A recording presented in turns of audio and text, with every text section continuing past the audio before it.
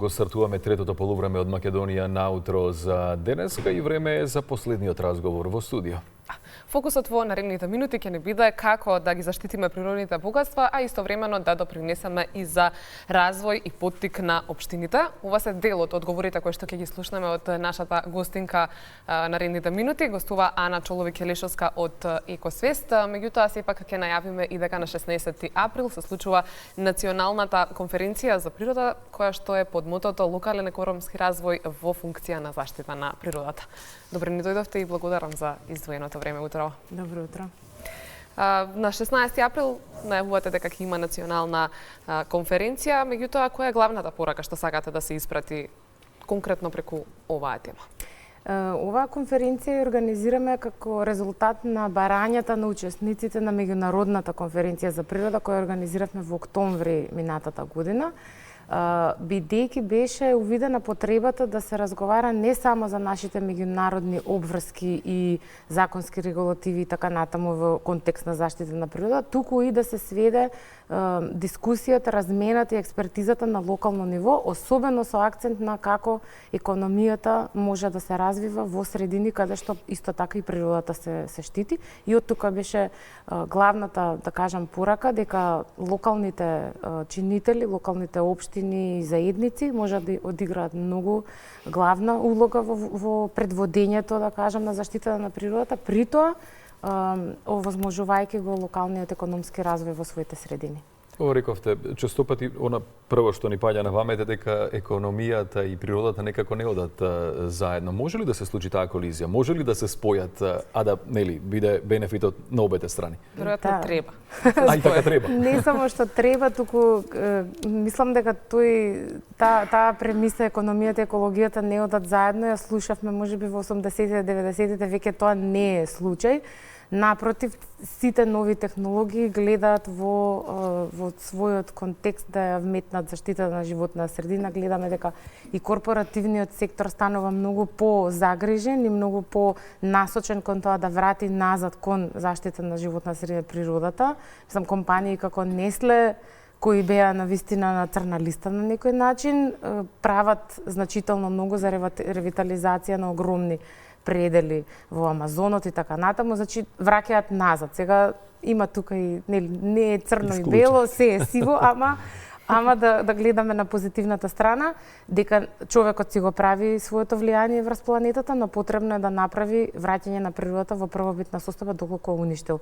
И сега ние стоиме цврсто на ставот дека на локално ниво, на вистина заштита на природа со развој на локална економија одат заедно и за тоа имаме и практични примери и успешни приказни кои мислам дека навистина ќе бидат дискутирани на конференцијата на 16 и ќе дадат поттик и за другите локални заедници да го направат исто. Тоа значи дека и ние се освестивме. Дефинитивно да, има многу напредок има. Има напредок затоа што гледаат едни од други. Кога нешто пионерски ќе се случи во една средина, другите велат, и ние сакаме така, ајде да го направиме тоа. Така што, навистина, идејата е да ги собереме на едно место оваквите примери, за да може уште повеќе да се прошири ова приказна. Одлично. Кои клучни, конкретни заклучоци мислите дека ќе ги добиете на некој начин после конференцијата, особено кои ќе бидат доставени до оние кои што носат одлуки?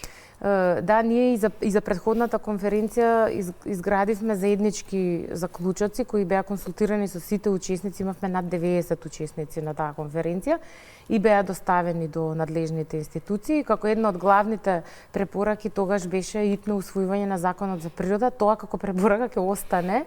Помина 6 месеци од тогаш и главната препорака е тоа нов закон за природа кој во себе ги содржи елементите на реставрацијата на природата, враќањето во првобитна состојба, решенија базирани на природа, значи во тој контекст на реставрација и обновување на природата и локалниот економски развој, односно превенирање на оној масовен туризам и масовна, да кажам, индустрија во заштитените подрачја, бидејќи таа не е во функција на заштитата на природата и од тука Законот за природа е потребно да го дефинира точно што каде е дозволено, односно што каде е забрането, затоа очекуваме и забранети активности во природни подрачја. Мислам дека главната дискусија ќе биде во однос на искуствата, во однос на споделување на позитивните практики и дека заклучоците ќе одат најверојатно во таа насока дека ова е навистина можно и дека треба да се реплицира и секаде каде е можно,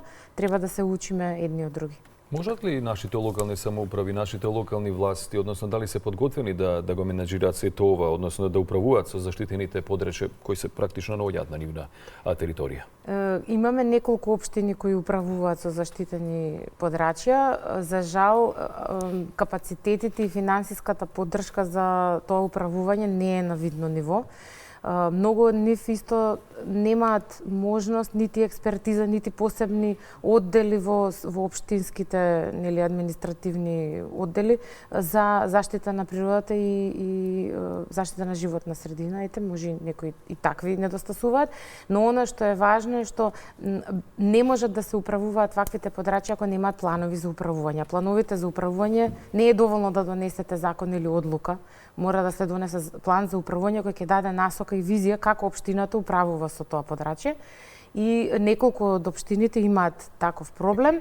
Она што ние се обидуваме да го направиме е да се држиме за рака со нив заедно, че не нив да ги држиме заедно, да се држиме за рака, затоа што ние како граѓанска организација имаме пристап до фондови кои можеме да ги овозможиме и за општините. И нашиот позитивен пример во Вевчани има споменик на природата, Вевчанските извори, заедно со општината го менаџираме заедно или тие го менаџираат, ние им помагаме. И истиот овој пример сега сакаме да го реплицираме и во Демиркапија, затоа што и таму ќе имаме прогласување. Можно е, но треба да се спојат чинителите и да се спојат силите. Позитивни примери сепак има, па токму во таа насока би сакала да ве прашам што во пракса значи тој експертски притисок кој што организациите како вашата го прават и колку институциите имаат слух за она што вие го предложувате и сакате да се изреализира за доброто на општеството и природата пред се. Мислам дека на некој начин две прашања во едно се ова. Да, позитивните примери постојат, може да се реплицираат.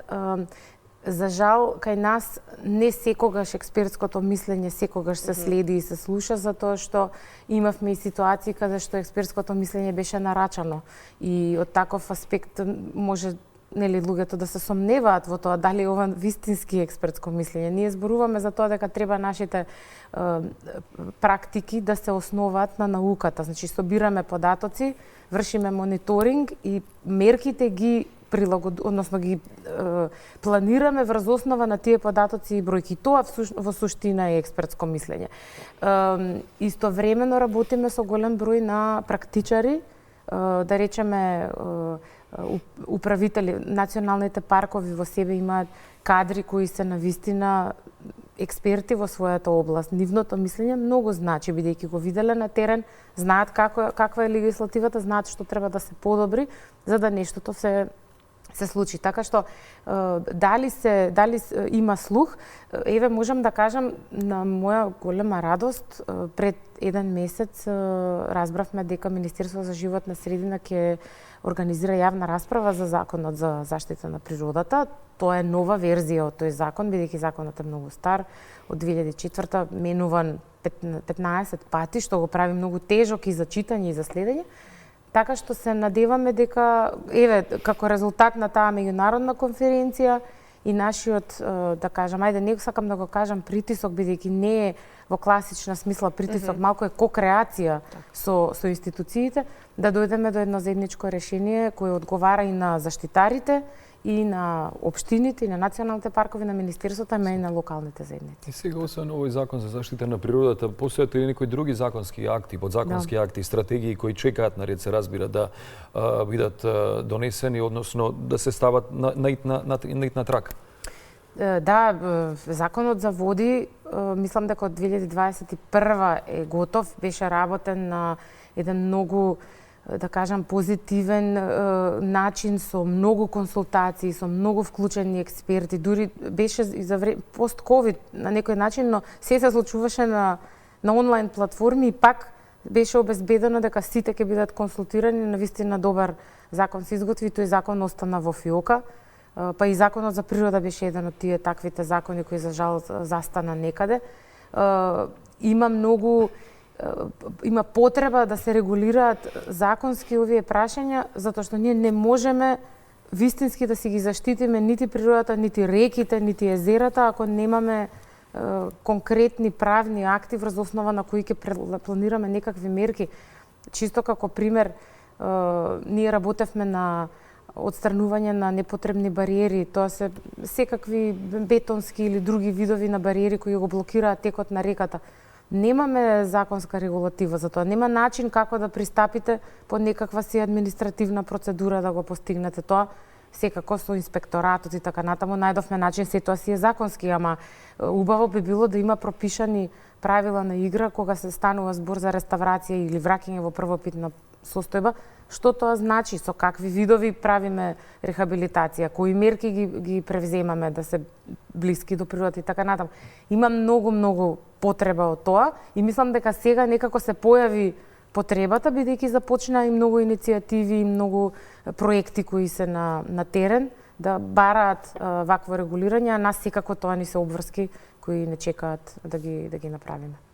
Многу иницијативи, проекти на терен како што издвоивте, но ќе напоменам дека и социјални мрежи кои што се дел од и медиумите за подигнување на јавната свест, така што прашањето е во насока на тоа колку граѓаните во изминативе години веќе се многу посвесни за тоа што се случува и каде треба да води промената.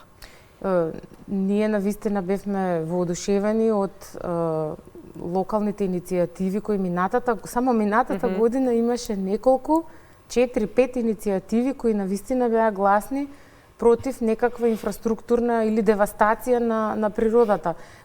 Имавме иницијативи и против мали хидроцентрали, но и против сеча, против изградба на автопатишта, кога стандардите за заштита на животна средина нема да се испочитуваат. Значи тоа е многу е важно да се каже дека луѓето станаа свесни дека уништувањето на нивната животна средина значи неповратни последици понатаму. Еве во Љубојно видовме дека сечата на шума придонесе до поплави.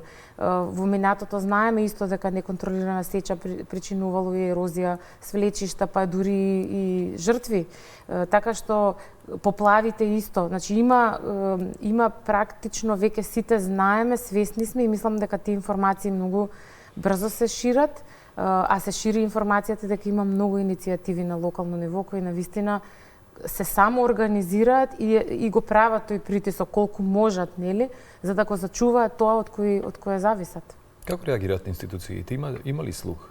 Мислам дека повеќе слух има, дека некако полека се дојде до тоа да има слух. Сега секогаш има, пак ќе кажам, нели, горе и долу, да, има секакви примери. Понекогаш е потребно да се пристапи и ние затоа како Екосвест нудиме правна помош на локалните заедници доколку им е потребно да се подготвят некои представки или друг вид на документи или жалби и така натаму кои може да се упатат за да и административно може да се води тој процес. Но мислам дека институциите стануваат многу посвесни. Може би се плашат општините ако прифатиле некаква инфраструктура, потоа локалното население вели не, ова не е за нас. Може би се плашат да ги раскинат тие договори заради пенали. Има тука што треба се да се регулира, но мислам дека локалните заедници треба да се грбот на градоначалниците на општините за да се направат такви храбри промени и да се одлучи во полза на здравјето на жителите и заштита на животна средина наспроти овие, да кажам, крупни, големи мега инфраструктури.